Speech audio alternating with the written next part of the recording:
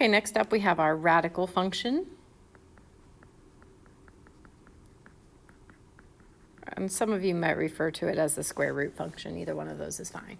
The equation is just going to be y equals the square root of x for the parent graph.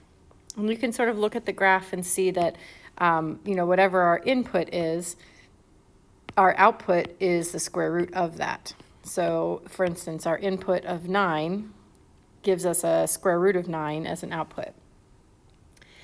Domain and range. Now this one's interesting because your domain and range are definitely limited. So the domain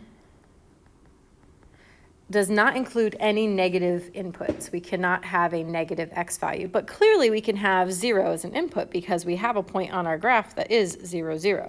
So we can't have anything negative, which means we can include anything from 0 to infinity, right? So nothing that's less than 0, but we can include 0, which is why I use the bracket and not the parenthesis.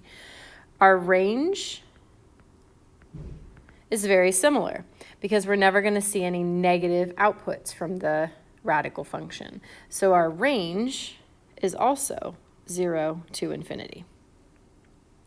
X and y intercepts, they're actually the same thing.